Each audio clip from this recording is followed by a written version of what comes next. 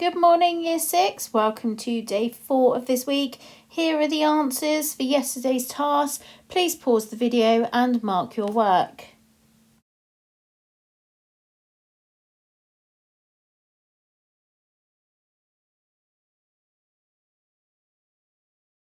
So here are your questions for Fluent of 5 for today. Make sure you set yourself a 5-minute timer and then come back for the answers. Okay, so let's have a look at those. There we go.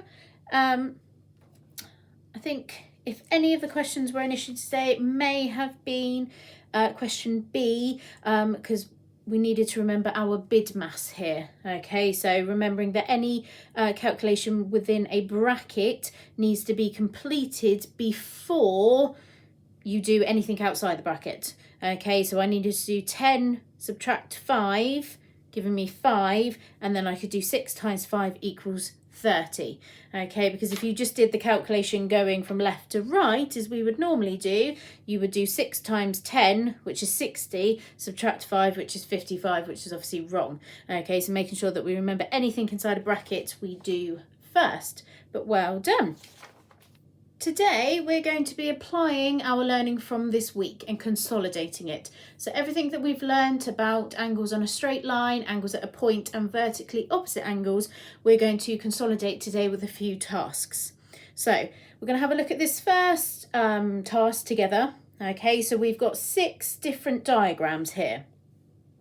And we've been asked to identify which of these are angles on a straight line, angles at a point and vertically opposite angles. Okay, then we're going to copy and complete the table, and A has been done for us. So if we have a look at that first. So we've got diagram A, vertically opposite angles.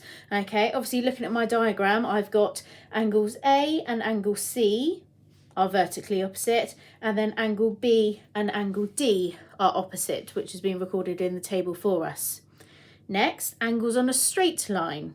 Okay, so they've given 2 already for us. So we've got angles A and B are along this straight line.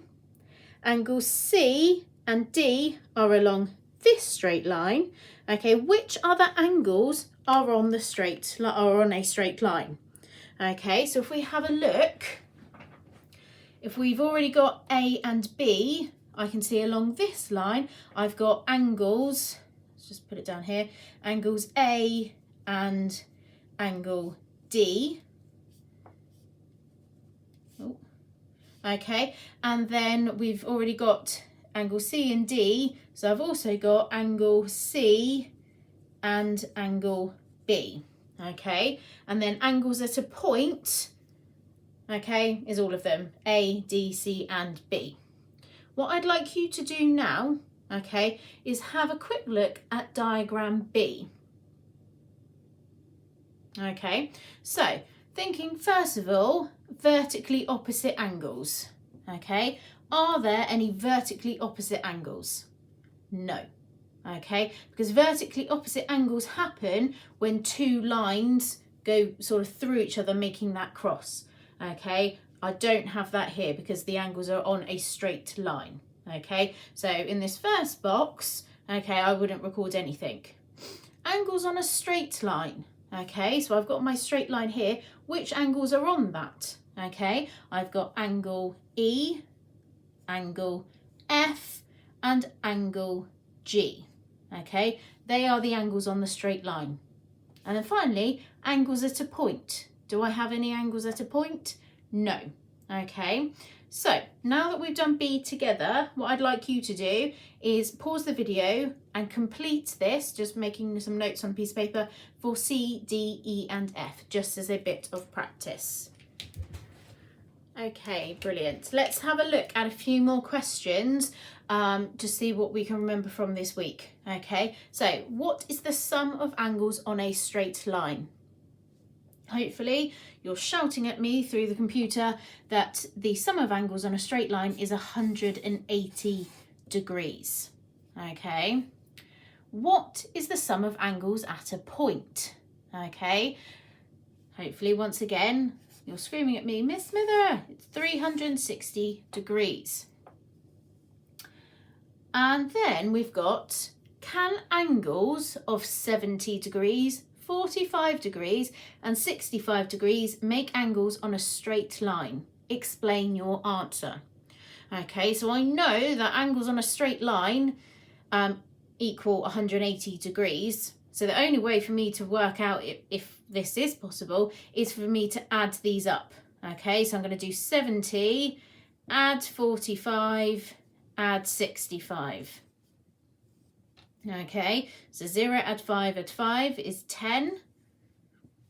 7 add 4 add 6 add 1 is 18. Okay, so yes, these angles could be on a straight line because they total 180 degrees. Fantastic. Right, what I'd like you to do for the rest of today's session is to have a look at the remaining questions here. And then there are a few more questions on the learning presentation. I'm not sure if you'll be able to see them all there, but you'll be able to see them on the PowerPoint for you to have a go at, okay? Just as a bit more practice and consolidation of the learning for this week. Once you've done that and you're feeling confident, I'd like you to go on to today's tasks and then check back tomorrow where I will be going through the answers. Good luck!